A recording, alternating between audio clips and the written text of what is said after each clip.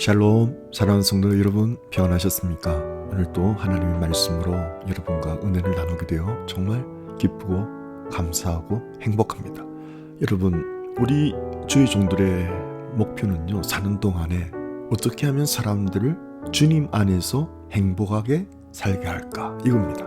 믿는 사람은 좀 더 믿음을 뿌리내려서 강한 믿음이 되어서 이 세파에 흔들리지 않고 여러 가지 일들에 고통과 고난 과정에서도 실망하지 않고 어떻게 하면 주님을 믿음으로, 주님을 바라봄으로 그 행복과 감사와 은혜를 잃지 않고 살아가게 할까, 이것이 우리의 주된 관심이고 목적이죠.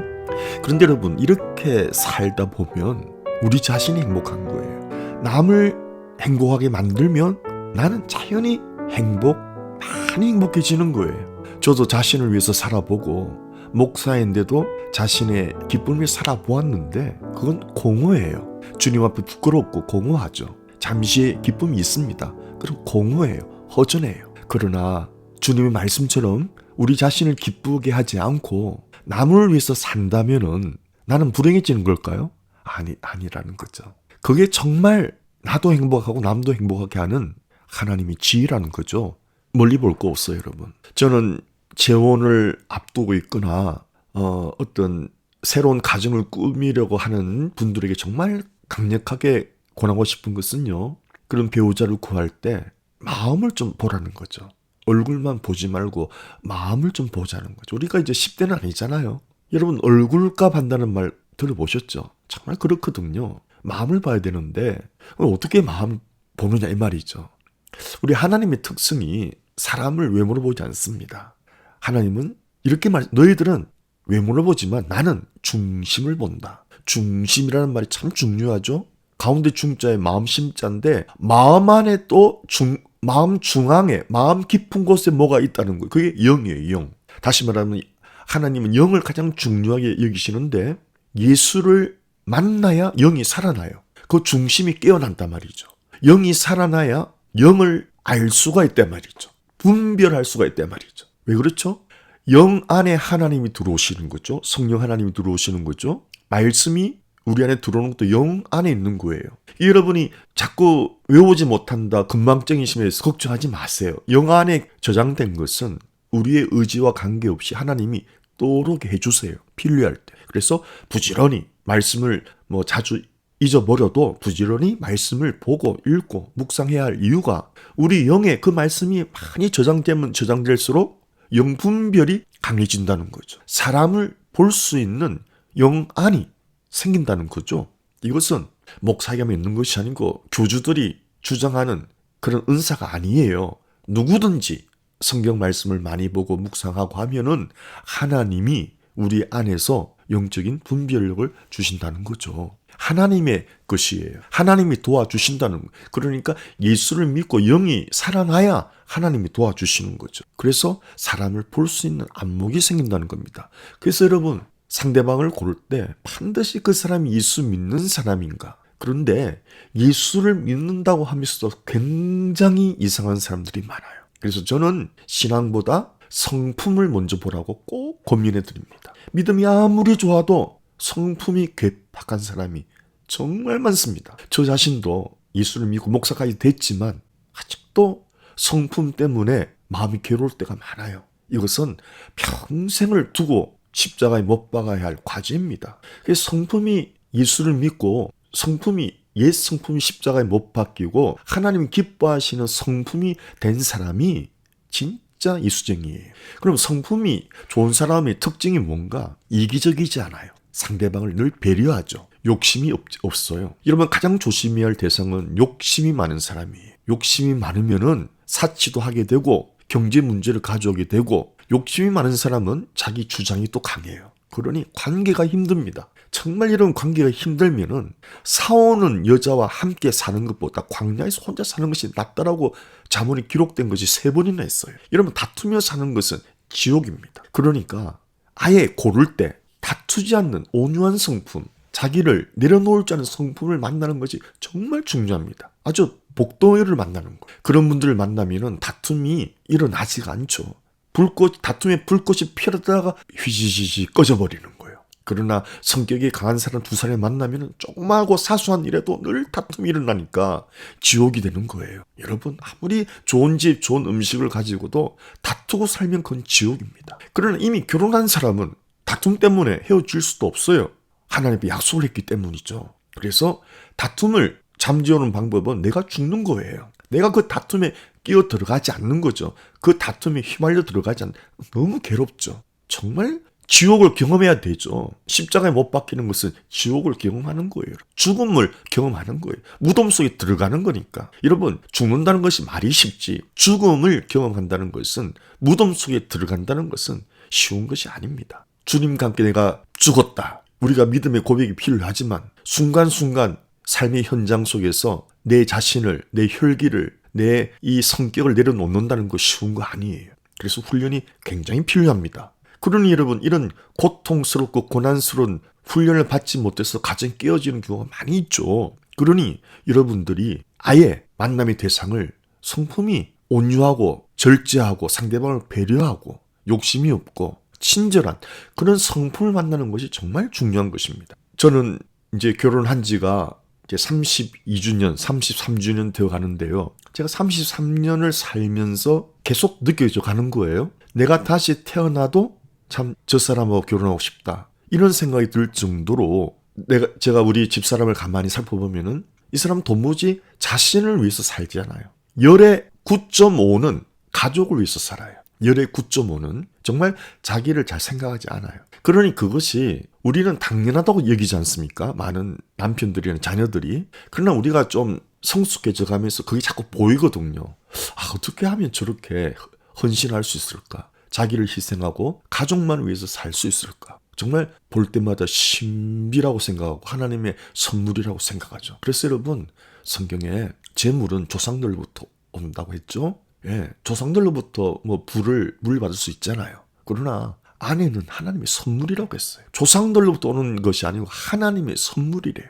그렇게 귀한 것이 아내의 역할입니다. 그러니까 여러분, 그 아내가 하나님으로부터 오는 선물이 되어야 되지 마귀로부터 오는 사람이면 안 되잖아요. 예수를 믿지 않으면 안 되는 거거든요. 또 예수를 믿어도 아주 훈련되지 못하고 개팍하고 자기 고집이 세고 주장이 강하면은 결혼 생활 정말 힘듭니다, 여러분. 그래서 저는 신앙보다 성품을 꼭 보십시오. 그렇게 고민합니다. 제발 인물 보지 말고 그 사람의 성품, 행동을 보십시오. 겸손한가? 남을 배려하는가? 욕심이 없는가? 참 희생적인가? 헌신적인가? 이것이 정말 가정을 이루는 가장 중요한 근본이 된다 이 말이죠. 그렇지 않고서는 차라리 혼자 사는 것이 훨씬 낫습니다, 여러분. 나이 50이 넘은 분들은 차라리 혼자 사는 것이 나아요. 정말 잘못된 성품 만나서 고생하는 것보다. 여러분, 성경 말씀에 이렇게 되어 있습니다. 로마서 14장 7절인데요. 로마서 후반부는 삶의 행동, 실행 방침이에요. 교리가 반이고 실행이 반이거든요. 이 조화를 이루죠. 교리를 알아야 되고 원리를 알아야 되고 그리고 그것을 실천해 나가야 되잖아요. 아무리 말씀을 안다고 해도 실천하지 않으면 그것은 죽은 신앙이라고 되어 있거든요. 아무 열매를 맺지 못하죠. 아는 것을 실천할 때 열매를 맺히게 되는 거죠. 그래서 여러분, 어떻게 살아야 되나? 실행의 방법이 로마서 14장 8절에 이렇게 말하고 있습니다. 7절에 우리 중에 누구든지 자기를 위하여 사는 자가 없다. 여러분, 이렇게 사람을 분별해야 됩니다. 자기를 위하여 사는 자가 없다. 이 사람들은요, 고집이 없어요. 욕심이 없어요. 남을 배려하죠. 네. 8절에 우리가 살아도 주를 위하여 살고 죽어도 주를 위하여 죽나니 그러므로 사나 죽으나 우리가 주의 것이로다. 주님을 위해서 산다는 것이 무조건 교회 중심으로 살아가야 된다. 예수 위해서 죽어야 된다. 이런 것이 아니에요, 여러분. 그러면 잘못된 광신자일 수 있어요. 여러분, 주를 위해서 산다는 것이 무슨 말이냐? 요한복음 21장에 예수님의 부활을 보고도 고기 잡으러 떠난 그 배신한 제자들을 두 분이나 배신한 거죠. 예수를 아느냐고 물어볼 때 모른다고 세 번이나 부인하고 저주까지 했죠. 그리고 여러분, 예수님이 부활하셔서 만났는데도 또 예수님이 부활을 목격하고도 또 세상으로 고기잡이하러 나간 베드로예요. 제자들이에요. 정말 한심하죠. 근데 예수님은 부활하시고 40일 동안 얼마나 부지런히 제자들을, 자신을 배신하고 도망간 제자들을 찾아다녔어요. 다시 믿음을 세워주시려고. 이건 정말 사람은 할 수 없는, 예수님만이 하실 수 있는 일이라고 저는 생각해요. 자기를 두 분이나 배신하고 떠난 베드로를 찾아가서 고기를 잡게 해주고 다시 육지로 나와서 베드로를 붙들고 물어보잖아요. 너 나를 사랑하느냐? 3번이나 물어보잖아요. 3번이나 물어보고 베드로가 주님을 사랑합니다라고 고백할 때 나를 사랑한다면 3번이나 뭐라고 대답하죠? 내 양을 먹이라. 다른 사람을 돌보아 주라는 거예요. 여러분, 주님을 사랑한다는 것은 다른 사람을 돌보아 준다는 말입니다. 주를 위해 목숨 걸겠습니다. 교회를 위해서 밤낮으로 교회 가서 기도하고 철하고 이게 아니에요. 그 잘못된 광신이 될 수가 있어요. 목사한테만 충성하는 이자들 정말 조심해야 됩니다. 그리스도에게 충성하십시오. 그리스도에게 충성하는 것은 가정을 잘 돌보는 거예요, 여러분. 남편을 잘 돌보고 자녀를 잘 돌봐야 됩니다. 남편을 팽개치고 자녀를 팽개치고 목사들하고 바람나는 이상한 잘못된 광신들 얼마나 많이 있고 이단에 넘어가는 이들 얼마나 많이 있어요. 얼마나 한심합니까, 여러분. 믿음이 좋다는 것은, 예수님을 사랑한다는 것은 다른 사람을 케어링하는 거예요. 제일 먼저가 내 가족이에요. 교회보다 중요한 것이 가정이에요. 교회보다 먼저 있었던 것이 에덴 동산이에요. 에덴 동산은 가정의 심볼이에요. 잘못된 신앙인들이 교회가 최우선이라고 고집하는데 그렇지 않습니다. 이런 팬데믹 때 교회는 못 가도 가정을 떠나지 않지 않습니까? 이걸 아셔야 됩니다. 가정이 제1교회예요. 가정이 건강해야 교회가 건강해지는 거예요. 그렇게 가르치는 목사 밑에서 훈련받아야 됩니다. 가정을 팽개치고 가정을 소홀히 하고 교회에서 밤낮 교회에서 목사 말이면 죽고 못 사는 다 이단에 빠져버리고 희한한 신앙으로 빠져들어가는 거예요. 절대 그렇지 않아요. 건강하지 않는 거예요. 남을 케어링한다는 것은 가장 내 가정을 먼저 케어링하는, 내 가정을 팽개치고 남을 돌보는 것도 우스꽝스럽지 않아요. 남들한테 손가락질 당하지 않겠습니까, 여러분? 예수님을 사랑하는 것은 내 가족을 잘 돌보는 거예요. 그 부인이 가장 믿음이 좋은 사람이에요. 그리고 여건이 되면은 이웃을 향해서, 여러분, 가정을 잘 돌보는 사람은 이웃에게도 되게가 친절합니다. 잘합니다. 관계가 좋습니다. 이렇게 영분별하시기를 축원합니다. 자기를 욕심내지 않고 자기를 욕망하지 않는 배우자를 만나셔야 되는 거예요. 성경 말씀의 진리예요. 성경을 알아야 영적인 분별력이 생기고 행복이 뺏기지 않는 거예요. 여러분 자신을 살아보십시오. 얼마나 공허합니까? 여러분 지금까지 살아봤잖아요. 나를 위하여 온갖 것을 다 해봤잖아요. 행복합니까? 얼마나 공허합니까? 여러분 가슴이 쓸쓸하지 않아요? 그러나 남을 위해 살아가는 사람들, 가족을 위해 헌신하는 어머니, 가족을 위해 헌신하는 아내, 얼굴 보십시오. 불행한지 언제나 행복해. 가족이 행복한 것이 자신의 행복이 되는 거예요. 저는 이것을 33년을 살아가면서 날마다 느끼는 겁니다. 여러분. 정말 아내는, 헌신하는 아내는 하나님의 선물이구나. 자녀들이 얼마나 마음이 안정감 속에서 자라나고, 안정감 속에서 자라난 자녀들이 또 가정을 가지면 안정감 있게 보고 배웠잖아요. 어떻게 가정을 이끌어가는지. 헌신해야 돼. 그리고 또 그런 자녀들은 또 그런 안정된 행복한 가정을 이끌어가는 거예요, 여러분. 이것이 주님이 오신 목적이에요. 이것이 우리가 예수 그리스도를 반드시 믿어야 할 목적이 되는 거예요. 건강한 가정, 그리고 건강한 교회예요. 여러분이 팬데믹을 통해서 여러 가지 우리가 생각해야 됩니다. 교회가 문을 임시로 닫아도 가정이 임시로 문을 닫는 경우는 없어요. 어머니가 임시로 어머니의 직을 스탑하는 경우는 없어요. 중한 병을 빼고는 가정은 항상 문을 닫지 않아요. 가정이 건강해야 됩니다. 건강한 가정의 특성은 뭡니까? 어머니가 희생적이에요. 어머니가 헌신적이에요. 그런 여성을 만나야 되는 겁니다. 할렐루야. 성경이 흐르는 맥입니다. 자문을 통해서 그런 여성은 루비보다 귀하다. 그건 돈으로 줄 수고 살 수가 없는 하나님의 선물이다. 여러분, 하나님의 선물은 돈으로 살 수 없어요.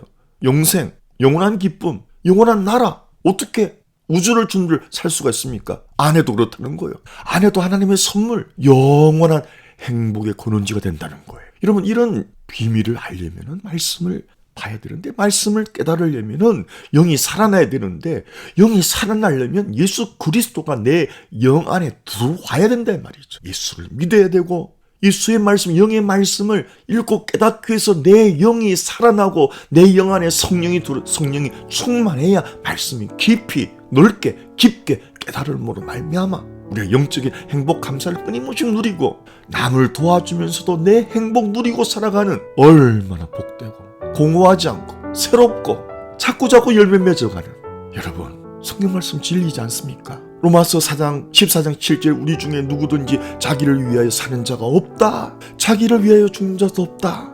8절에 우리가 살아도 주를 위하여 살고 죽어도 주를 위하여 죽나니 그러므로 사나 죽으나 우리가 주의 것이로다. 주님을 위해 산다는 게 뭐라고? 이웃을 위해서. 가장 가까운 이웃이 내 가족, 내 가정. 할렐루야. 건강한 가정, 건강한 교회. 사랑하는 성도 여러분, 예수님을 내 마음의 주인으로 모셔드리고 영이 살아나고 성경 말씀을 가까이 함으로 영적 은혜를 받으셔서 세상을 바라보는 세계관이 바뀌고 인생을 바라보는 인생관이 바뀌고 여자를 바라보는 여성관이 바뀌고 남자를 바라보는 남성관이 바뀌고 행복을 바라보는 행복관이 바뀌고 성경 말씀 안에서 뿌리 내리고 하나님이 기뻐하시는 나를 위하지 않고 남을 위할 때 모두가 행복해지는 이 행복의 원리를 알고 살아가시기를 실행하며 살아가시기를 간절히 축원하고 축원합니다. 샬롬.